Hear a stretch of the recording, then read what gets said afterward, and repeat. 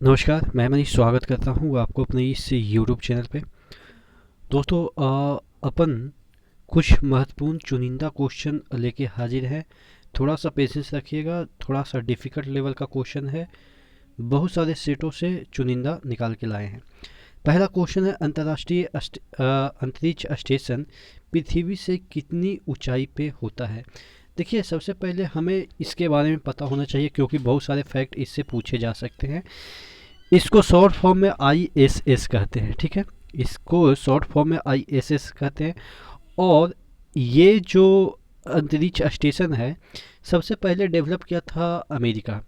America का जो station ये था, पहले स्टेशन क्या होता है वो समझ लेते हैं कि देखिएगा, ये पृथ्वी है तो इसके लोअर ऑर्बिट में, ठीक है, जो लोअर आप कह सकते हैं कि ऑर्बिट में, अंतरिक्ष ऑर्बिट में, यहाँ पे 400 किलोमीटर की ऊंचाई पे जाने के बाद, ठीक है, 400 किलोमीटर की ऊंचाई पे जाने के बाद आदमी एक चेयर लेके बैठा हुआ है। याद करने का मैं तरीका बता रहा हूँ कि चार यानी कि चेयर के चार पैर होते हैं, आराम से बैठा है, यानी कि कोई चीज़ इसको टेंशन नहीं है, जीरो जीरो फीलिंग आ रही है। तो आदमी 400 किलोमीटर ऊपर जाके बैठा है और पृथ्वी के लगभग 90 मिनट में पूरा चक्कर लगा रहा है। ये स्टेशन को क्या चीज़ होता है, इतना बड़ा आप मान के चलो कि एक सैटेलाइट होता है, एक फील्ड, जो फुटबॉल फील्ड होता है उतना बड़ा सैटेलाइट है। यहाँ पे सैटेलाइट आप नहीं कर सकते हो कि स्टेशन, इन द सेंस कि एक प्रकार का आप कर सकते हो कि शिप टाइप का है, ठीक है, शिप में रहते हैं। तो इतना बड़ा एक स्टेशन हो गया, शिप आप कह सकते हो गाड़ी टाइप का है। वो घूम रहा है 90 मिनट में, पूरा पृथ्वी को एक बार घूम लेता है। अब ये वाला जो शिप है या स्टेशन है, इसको सबसे पहले अमेरिका ने डेवलप किया था, लेकिन कुछ समय के बाद इसको मेंटेनेंस नहीं कर पाया, तो ये धीरे धीरे इसका जो ऑर्बिट है वो नीचे चला आया और जो आकाश या आप कह सकते हैं हमारे वायुमंडल से में ये क्रैश कर गया। उसके बाद फिर से अमेरिका, रूस और जो आपके जापान हैं, कनाडा हैं, इसके जो अंतरिक्ष ये जो प्रोग्राम है, जैसे इसरो जैसा है, नासा आपका अमेरिका का है, उसी तरीके से इन चार देशों के जो स्पेस एजेंसियां हैं वो मिलकर प्लस 11 स्पेस एजेंसियां, यूरोपियन स्पेस एजेंसी ईएसए यूरोपीय यूनियन के 11 देश मिलके और ये चार देश मिलके, यानी कि टोटल 15 देश मिलके एक स्टेशन बनाए, मतलब कि एक गाड़ी टाइप का। इसमें ये लोग बैठते हैं, ठीक है, चार पांच लोग हमेशा इस स्टेशन में बैठे रहते हैं, यानी कि अभी भी ऊपर घूम रहे होंगे चार पांच लोग।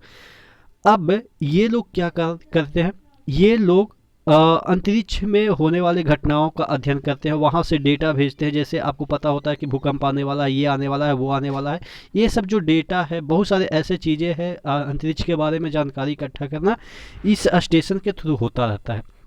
और यहाँ पे हमेशा एस्ट्रोनॉट इसमें रहते हैं, यानी कि अगर कोई 6 महीने रहा, उसके बाद वो पृथ्वी पे आ गया, तो दूसरा एस्ट्रोनॉट ऊपर गया, यानी कि दूसरा दल गया।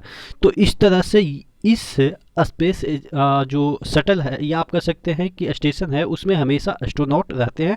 उनका काम क्या है कि ये हमेशा ऑब्जर्व करते रहते हैं अंतरिक्ष की घटनाओं को और रिसर्च वगैरह करते रहते हैं, ठीक है। तो इतना बात समझ में आई। और ये कितने किलोमीटर की ऊंचाई पे तैर रहा है, तो आपको मैं बता दूं कि 400 किलोमीटर ऊंचाई। याद करने का तरीका मैंने बता दिया कि ऊपर चेयर लगा के बैठे हुए हैं, ठीक है, इस तरह से चेयर के चार पैर होते हैं, इस तरह से इसको याद करना है। बात समझ में आ गई। स्पेस स्टेशन क्या हो गया। अभी भी आप यूट्यूब पे सर्च कीजिएगा तो स्पेस स्टेशन लाइव दिख रहा होगा, उसमें क्या क्या लोग कर रहे हैं, एस्ट्रोनॉट वगैरह। और इसी अंतरिक्ष जो स्टेशन है, यहाँ पे कल्पना चावला गए थे। कल्पना चावला यहाँ पे गए थे और लौटते वक्त इनकी जो शटल है उसका दुर्घटना हो गया था, तो बहुत सारे एस्ट्रोनॉट मारे गए थे, ठीक है। तो इसी स्टेशन पे गए थे जो हमारे देश के एस्ट्रोनॉट कल्पना चावला हुए। हालांकि उन्होंने अमेरिकी नागरिकता ग्रहण कर ली थी, फिर भी हमारे ही देश के थे, तो उनका जो शटल यहीं पे गया था और यहाँ पे इन्होंने काम वगैरह किया। उसके बाद आने वक्त इनकी मृत्यु हो गई थी, क्रैश हो गया था इनका शटल, ठीक है। इस वजह से ये जो अंतरिक्ष स्टेशन है उस पर थोड़ा दिन के लिए काम रुक गया था, ठीक है। अगला क्वेश्चन की ओर बढ़ते हैं। भारत का पहला स्वदेशी निर्मित तैरता हुआ विद्यालय कहाँ पे खोला गया है, तो एक एटीएम भी तैरता हुआ खोला गया था। ये जो आपका लोकटक झील है मणिपुर का जो लोकटक झील है, यहाँ पे तैरता विद्यालय भी खोला गया और पहले एसबीआई का एटीएम भी इस पे तैरता खोला गया था। ठीक है, तो ध्यान रखिएगा। अंकलेश्वर तेल क्षेत्र कहाँ पे है? कंफ्यूजन कहाँ पे आ जाती है कि महाराष्ट्र में है, यानी कि मुंबई के पास है, या गुजरात में है। तो देखिए, अगर हम बात करें, मुंबई हाई एक तेल क्षेत्र है जो कि ओबियस है महाराष्ट्र में है। तो दूसरा जो तेल क्षेत्र जो काफ़ी महत्वपूर्ण है अंकलेश्वर, वो कहाँ पे होगा? गुजरात में होगा। एक क्वेश्चन बनता है, भारत का पहला सुपर कंप्यूटर मतलब कि कंप्यूट, लास्ट में 8 जैसा सेंस दे रहा ना, कंप्यूट कर रहा है, कंप्यूटर क्या करेगा? कंप्यूट करेगा, सुपर कंप्यूटर। तो परम जो है, परम का बहुत सारे सीरीज है। पहला परम जो आया था 8000 का था, परम 8000, जो कि सी डैक ने निर्मित किया था। सी डैक क्या होता है? Centre for development of advance computing. इसका फुल फॉर्म भी पूछा जा सकता है, क्योंकि इसी तरह के क्वेश्चन पूछे जा रहे हैं। इसका हेडक्वार्टर पूछा जा सकता है। सी डैक का जो हेडक्वार्टर है वो कहाँ पे है? पुणे में है। तो वही पूछ रहा है कि प्रथम कंप्यूटर जो कि सुपर कंप्यूटर हो इंडिया का, वो कौन सा था? परम था। आपको कंफ्यूज किया जा सकता है यहाँ पे परम 1000 या 10,000 दे के, क्योंकि 1000 पहले आता है 8000 से, तो आप यहाँ पे टिक करेंगे। लेकिन ध्यान रखिएगा, कंप्यूट की बात कर रहा है, लास्ट में 8 जैसा सेंस दे रहा है, तो यानी कि 8000 होगा। ठीक है, अब इसका भी फुल फॉर्म पूछा जा सकता है कि परम का फुल फॉर्म क्या होता है। तो परम में PRA यहाँ तक का मतलब होता है पैरेलल। ठीक है, पैरेलल, और M4 मशीन। तो परम का फुल फॉर्म भी पूछा जा सकता है। देखिए, इसमें कितने क्वेश्चन हो गए कि प्रथम सुपर कंप्यूटर इंडिया का, ये हो गया। किसने बनाया? सीडैक ने बनाया। इसका मुख्यालय कहाँ पे है, और इसका जो परम है उसका फुल फॉर्म क्या है? ये सब चीज़ें इससे पूछे जा सकते हैं। ठीक है, अगला क्वेश्चन की ओर बढ़ते हैं। CSIR में आई का मतलब क्या है? इस तरह से पूछे जाते हैं। CSIR का मतलब क्या होता है? Council of scientific and industrial research, और ये जो खोला गया था 1942 में, और हेडक्वार्टर इसका कहाँ पे है? नई दिल्ली है। इसके बारे में थोड़ा सा डिटेल में चर्चा कर लेते हैं, जिससे कि क्या होगा कि ये काफ़ी महत्वपूर्ण संस्था है, क्योंकि इससे बहुत सारे क्वेश्चन पूछे जा सकते हैं। क्योंकि आजकल के जो एग्ज़ाम हो रहे हैं उसमें स्पेस टेक्नोलॉजी वगैरह, साइंटिफिक जो चीज़ें होती है उस पर ज़्यादा फोकस किया जा रहा है। तो देखिएगा, ये है council of scientific and industrial research. ये देखिएगा, इसका सिंबल है।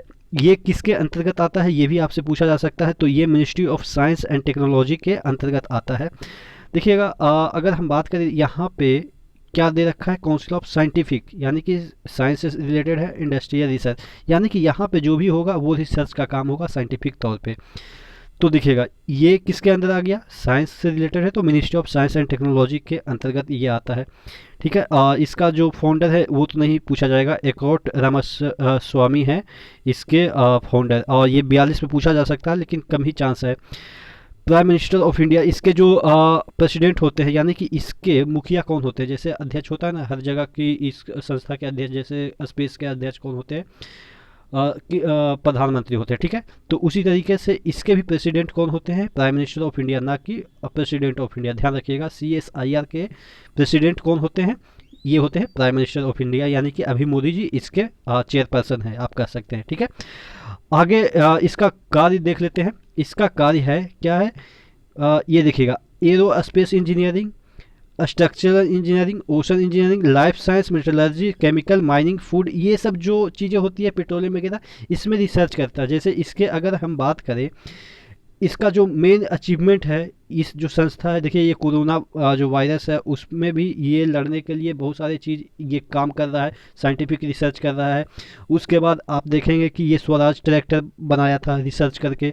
बहुत सारे ऐसे चीज़ है, सिंथेटिक ड्रग बनाया फर्स्ट, यहाँ पे देखिएगा, develop first India first synthetic drug, ये ड्रग का नाम है। तो यानी कि कहने का मतलब ये है, जो CSIR है, यानी कि इसका एग्ज़ाम भी होता है। इसमें अगर आप साइंटिस्ट बनना चाहते हैं तो इसका एग्ज़ाम भी प्रॉपर होता है, council of scientific and industrial research. आपको पता ही हो गया कि इंडस्ट्री, जैसे स्वराज ट्रैक्टर बन रहा है तो वो इंडस्ट्री में ज़्यादातर बनेंगे। ठीक है, तो इस तरह से याद रखिएगा कि CSIR काफ़ी डिटेल में मैंने चर्चा किया, इसका काम क्या है और इसके अध्यक्ष कौन होते हैं। ठीक है, ये कब स्थापित हुआ? अगला क्वेश्चन की ओर बढ़ते हैं। सबसे पहले गांव में यानी कि 1937 में कांग्रेस का अधिवेशन कहाँ हुआ था? देखिए, कांग्रेस का अधिवेशन बड़े बड़े शहरों में होता था, जैसे मुंबई हो गया, लखनऊ हो गया, कलकत्ता हो गया, इस तरह के जो शहर हैं वहाँ पे होता था। लेकिन सबसे पहले गांव में हुआ था। तो गांव में क्या होता है कि पहले शहर में जो लोग रहते हैं उनको सताते हैं, तो गांव में वो चले जाते हैं, तो यानी कि 37। ठीक है, गांव में नहीं कोई सताएंगे क्योंकि वहाँ प्रेम भाव से सब रहते हैं। शहर में तो काफ़ी लोग सताते हैं रोटी रोटी के लिए। ठीक है, और ये जो हुआ था वो महान जगह पे ही होगा। महान जगह यानी कि महाराष्ट्र में होगा। कौन सी जगह हुआ? फैजपुर में। ध्यान रखिएगा, पहला गांव में सम्मेलन कहाँ पे हुआ? ठीक है, स्टेट और जगह कब हुआ, और इसके अध्यक्ष कौन थे? जवाहरलाल नेहरू। तो जो भी प्रधानमंत्री होता है उसको सब लोग जानते हैं, यानी कि गांव गांव के लोग जानते हैं। तो यानी कि गांव में होगा तो प्रधानमंत्री ही उसकी अध्यक्षता करेंगे। हालांकि वो बाद में प्रधानमंत्री बने, लेकिन ट्रिक के थ्रू हम इस तरह से याद कर सकते हैं। पनामा पेपर लीक मामले किस कंपनी से संबंधित है? पनामा पेपर बहुत बार आपने सुना होगा कि पनामा पेपर में इनका नाम आ गया, उनका नाम आ गया। तो इसका मतलब क्या होता है? पनामा पेपर लीक का मतलब क्या होता है? पनामा पेपर लीक का मतलब ये होता है कि पनामा एक कंट्री है नॉर्थ अमेरिका का। ठीक है, नॉर्थ अमेरिका जो जिसमें कि यहाँ पे अमेरिका है, ठीक है, यूएसए है, नीचे लटका हुआ पनामा एक कंट्री है। तो ये क्या करता, यहाँ इस कंट्री में एक कंपनी थी, कौन? Mosaic Fonseca. ये क्या करती थी कि बहुत सारे लोगों के लिए ये पैसा टैक्स हेवन कंट्री में डिपॉजिट करती थी। टैक्स हेवन कंट्री जहाँ पे कि टैक्स में काफ़ी छूट मिलता था, यानी कि आप कहाँ से पैसा लाएं इससे कोई मतलब नहीं है। आपके नाम भी नहीं उजागर करे जाएंगे, यानी कि आपके गवर्नमेंट अगर मांगेंगे कि ये हमारे कंट्री का कौन कौन आपके यहाँ पैसा जमा किया है, तो ये बताएंगे भी नहीं।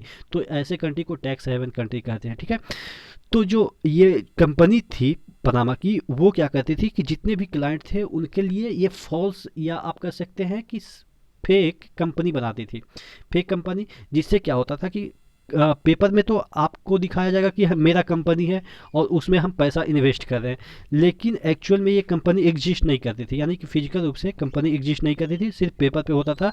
और इसी के कारण इनका जितना भी पैसा होता था वो लीगल हो जाता था। ठीक है, तो ये कंपनी कौन, ये जो कंपनी है ये ऐसा काम किया करती थी, मोज़ैक फोनसेक। ठीक है, ध्यान रखिएगा। इसमें अमिताभ बच्चन, ऐश्वर्या राय और बहुत सारे ऐसे लोग, नवाज शरीफ हैं, व्लादिमीर पुतिन है, इन सभी का नाम इसमें आया था। ठीक है, और बहुत सारे ऐसे तकरीबन 200-300 लोग का नाम इसमें आया था, बड़े बड़े रईस लोग या बड़े बड़े राष्ट्राध्यक्ष का नाम इसमें आया था। तो याद कैसे करेंगे? देखिएगा, कोई भी चीज़ लीक कैसे होती है? फ़ोन से होती है। अगर आप एग्ज़ाम देने जाते हैं तो फ़ोन वगैरह से पेपर वगैरह लीक हो जाता है। तो इस तरह से याद रखिएगा।